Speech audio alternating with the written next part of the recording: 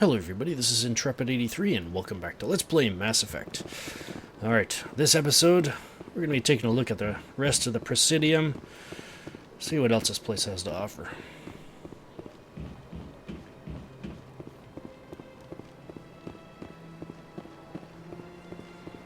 And I love the view from this bridge. That is a really cool view. But yeah, anyways, let's keep going.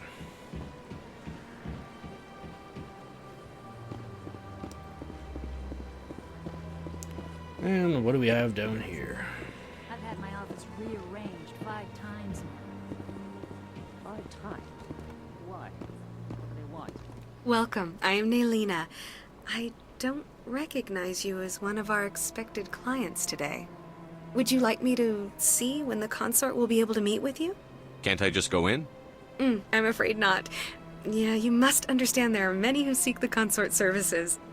But if you wish to leave your name, she'll make every effort to meet with you. What is the consort? What does she do? It's difficult to explain. She's many things to many people, and something different for each. Some seek her for advice, some for entertainment, others still for pleasure. Most of the time, our clients won't realize what they were seeking until after she has provided it for them. What do you do here, Naylina?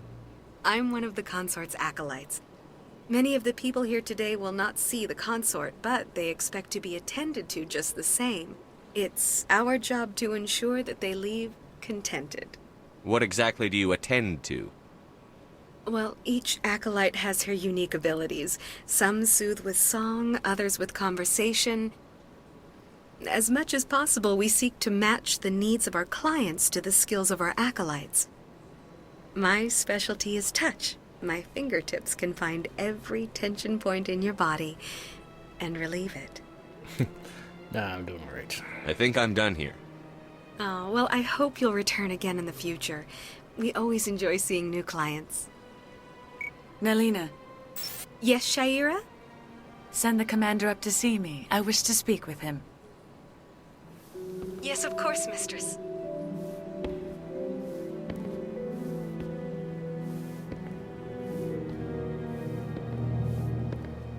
Huh. It appears the consort has taken notice of you. She'd like to meet with you now. What does she want to see me for? I don't know. You'll have to ask her yourself. Just head upstairs. She'll be waiting for you. Alrighty then. What could she possibly want with us? So there's only one way to find out, I guess. Hey, human. You're with the Alliance? My brother's a private back on Earth.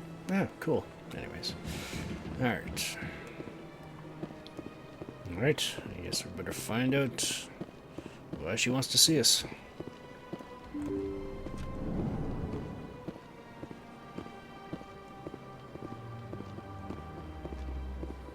That is close enough, Commander. I've heard a great many things about you since your arrival here in our Citadel. You wanted to speak with me? I have a certain problem that could use your expertise. Maybe I can help. I have a friend, Septimus, a retired Turian general. I won't discuss the details, but he wanted me to be more than I could be. We had a falling out. Now he spends his days in Cora's den, drinking and spreading lies about me. If you would speak to him as a fellow soldier, I believe he will listen to you and let the matter be. I don't make any promises, but I'll see what I can do. Thank you, Commander. That is all I can ask. Appeal to his sense of honor. Remind him of his position as a general.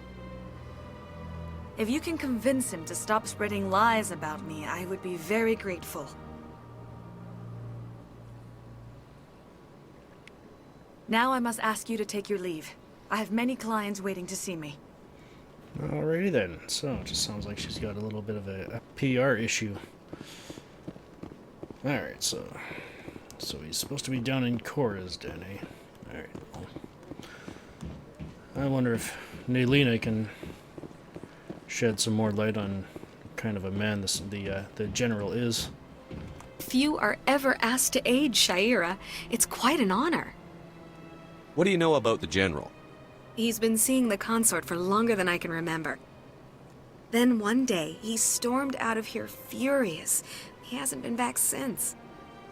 He was always very respectful to the acolytes, very noble. I think I'm done here. Of course, come back anytime. Yeah, it sounds like he's not exactly a I went fairly often. bad guy, I guess. Just Yeah, ever since well. I don't go anymore. In either case, we'll have to talk to him, I guess. Hey, what's this? Wow, a statue. That thing's huge. Hey, there's an Avina down here too. Interesting. Welcome to Presidium Tourism Terminal 3. Here in the financial district, a number of businesses offer various goods and services to their exclusive clientele. The statue you see before you was commissioned to honor the Krogan soldiers who gave their lives to protect Citadel space during the Rachni Wars.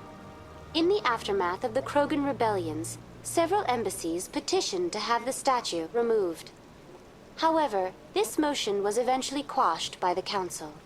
Why did the Council fight so hard to keep the statue? The Krogan were instrumental in saving the galaxy from the Rachni threat. The Council believed this historical fact should not be forgotten. The Council also hoped that preserving the memorial would improve diplomatic relations with the Krogan and bring about a peaceful resolution to the rebellions. Unfortunately, the Krogan refused to negotiate and only surrendered after their population and homeworlds had been ravaged by the Turians. Tell me more about the Krogan rebellions. In recognition of their efforts during the Rachni Wars, the Krogan were granted several new colony worlds by the Council. Over the next 400 years, the Krogan species began to expand. Blessed with an extremely high birth rate, their numbers began to swell. Faced with a critical overpopulation crisis, the Krogan started a violent colonization of nearby worlds inhabited by other Council species. The Krogan rebellions had begun. For a full century, the Council and its member species fought to bring the Krogan under control. With the aid of the newly discovered Turian Empire, they were ultimately successful. What were the Rachni Wars? Nearly 2,200 years ago, explorers seeking to expand Citadel space opened up mass relays leading to systems controlled by the Rachni. A highly intelligent and aggressive insect race, the Rachni unleashed a war of conquest against the rest of the galaxy that lasted for nearly 3 centuries. The emergence of the Krogan finally turned the tide in favor of the Citadel species. Krogan forces provided the numbers necessary to halt the Rachni advance and drive them back. The Krogan then pursued their retreating fleets. Able to survive the harsh environments of the Rachni homeworlds, the Krogan hunted their enemy to extinction. Was it really necessary to wipe them out? I am sorry, but a value judgment of that nature goes beyond my programming. That's all for now. Thank you for using Avina. Have a pleasant day. So, that is the story of the Krogan and the Rachni Wars. I wonder what else we can learn about them. Though now extinct, the Rachni once threatened every species in Citadel space. Over 2,000 years ago, explorers foolishly opened a mass relay to a previously unknown system and encountered something never seen before or since, a species of spacefaring insects guided by a hive mind intelligence. Unfortunately, the Rachni were not peaceful, and the galaxy was plunged into a series of conflicts known as the Rachni Wars. Attempts to negotiate were futile, as it was impossible to make contact with the hive queens that guided the race from beneath the surface of their toxic home world.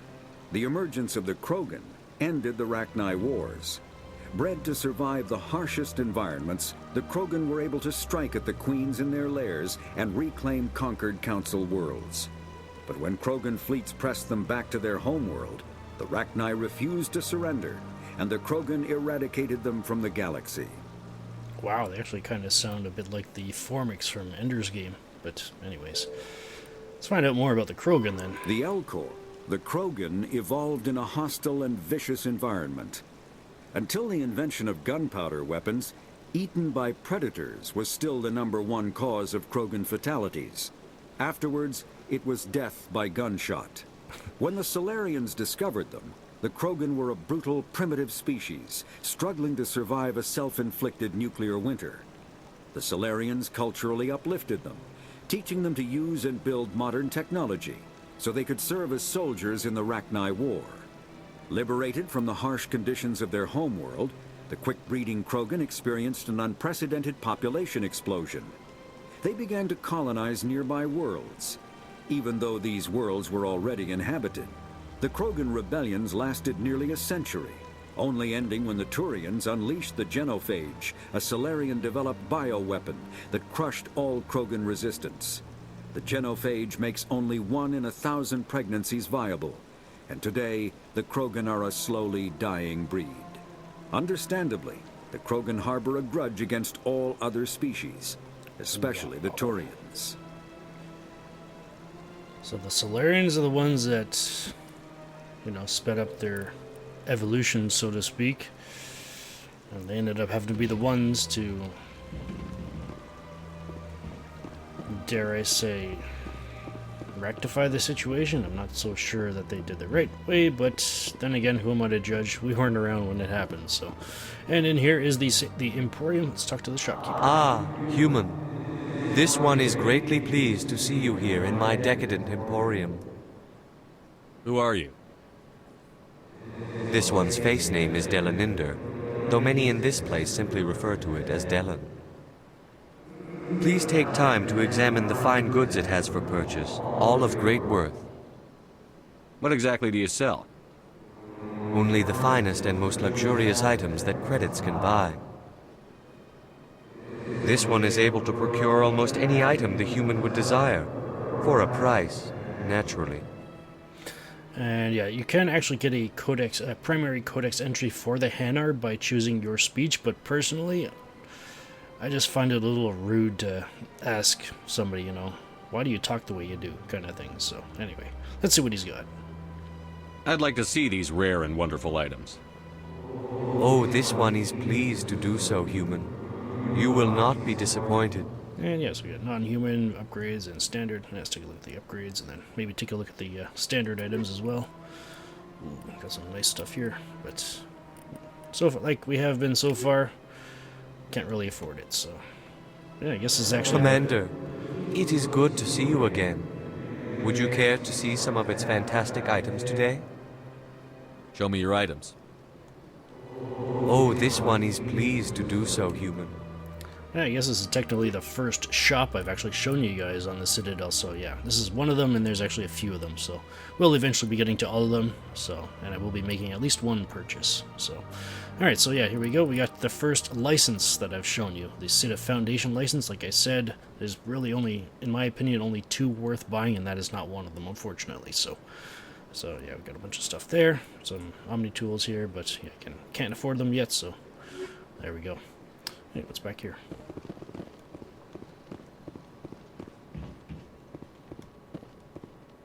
And, oh, okay. Looks like nothing special. So, alright. Whoa.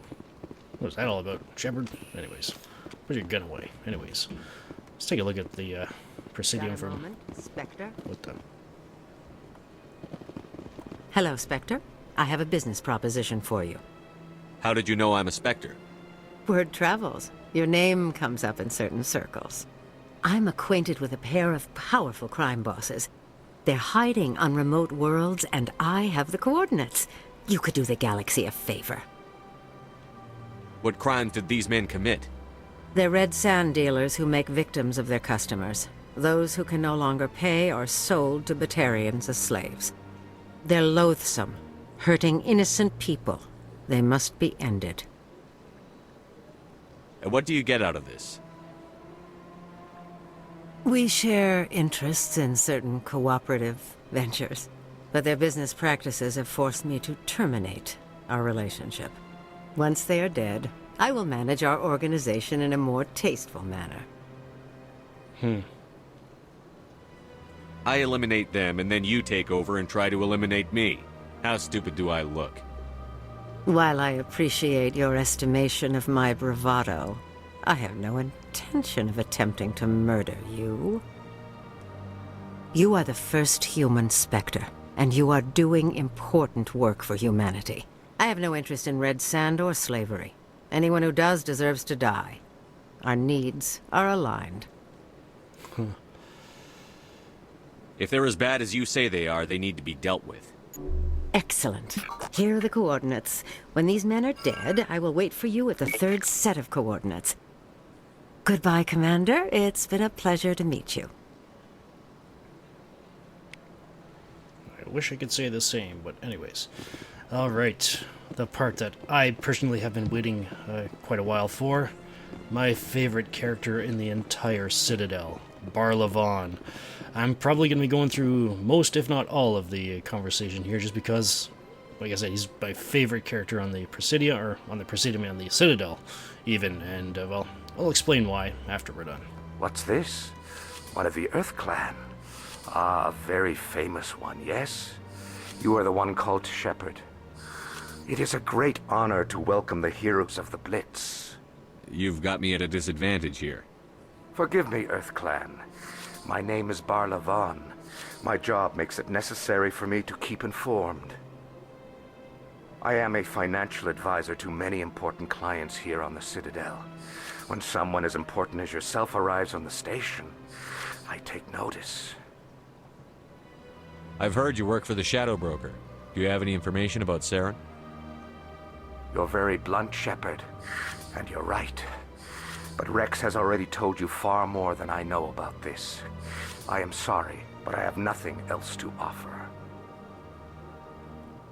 Tell me more about your job. Galactic finance is incredibly complex. A mix of laws and regulations from dozens of interstellar economies.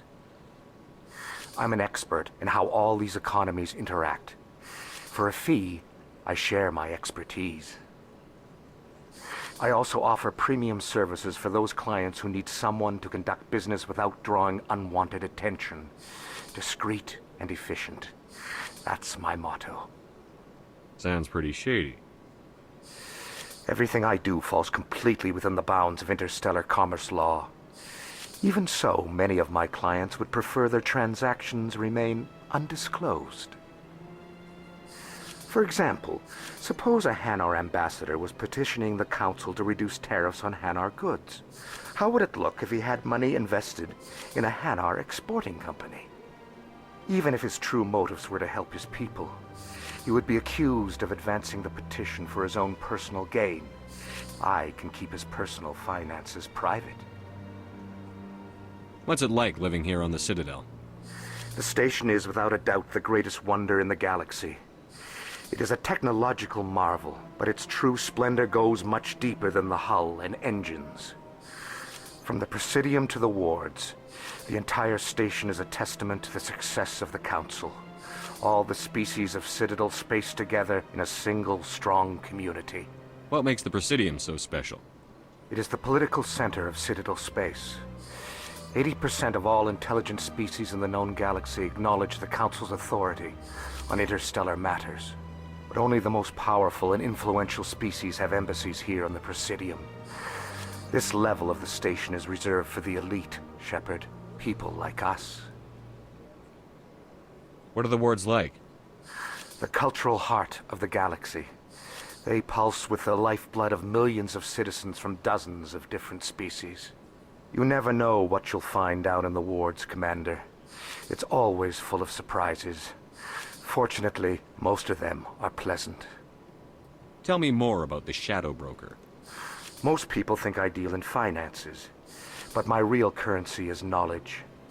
I trade information, and it has made me very wealthy. But the Shadow Broker is the true master. Every day he buys and sells secrets that could topple governments, always giving them to the highest bidder. Yet somehow he never seems to upset the natural balance of power. All those secrets being passed around seem to even out. Nobody ends up with an advantage in the end. Any guess what his identity might be? I don't know. Nobody does. The Shadow Broker could be any race, any gender. I have a theory that it's actually an entire group working under one identity. How else could they juggle so many contacts at the same time? How else could they keep all that information from getting crossed? but they've got the perfect setup. Every government is forced to play their game so they don't get behind. But no matter how long you play, no matter how many secrets you buy, you can never win. I thought you'd know more about the man you work for. From time to time, I come across information I sell to the Shadow Broker. That's my only involvement. I like it that way. The more you know, the more dangerous the game becomes. I don't like danger, Commander. I'll leave that to you. I should go. Goodbye, Commander. So, the reason why I like Barlavon the most, why he's my favorite, is simply because, one, he is extremely intelligent, he's very charismatic, and he knows the difference between right and wrong, and he's willing to bend the rules, so to speak, based on what is right and wrong. So I just love his character, I love who he is, kind of thing in this game, so. Alright. With that taken care of, let's get back to business. So, we need to head down to Cora's Den and speak to the General Septimus. However, on the way, that does give us the opportunity to take care of another side quest we'd picked up, and that is... no, not that one. Signal tracking, that's it. The one we picked up in Flux with the suspicious gambling machine. So yeah, it's signal coming from the ward's access corridor, so we'll head down there and see what that tells us.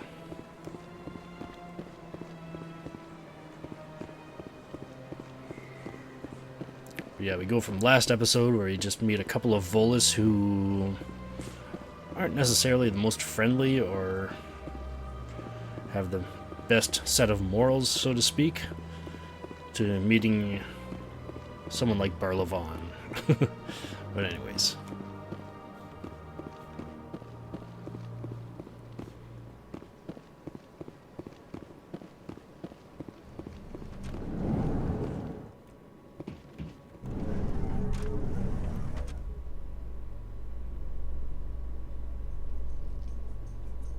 So, Williams, you happy you signed on with Commander Shepard? I'm not sure, Lieutenant. Every time I think I have a handle on things, the universe bank's hard to port. Well, don't let anybody know. A big gun and a confident attitude will get you through a lot in life. Oh, Ashley.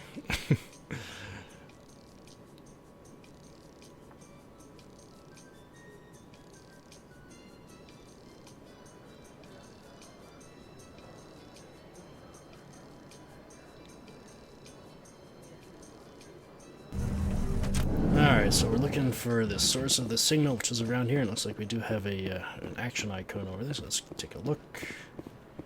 Oh, right here. This is it? Looks like whoever it was bounced the signal off a hidden relay. I'll trace the new signal. You kidding me? Where's it now? Financial district of the Presidium. Really? Alright, well, we'll have to take care of that later. But, in any case, we still need to go speak to the General in Cora's Den. So I guess we'll have to take care of that next time. This is Intrepid83 signing off. Thank you for watching, and have a good one. And I'll meet you down there.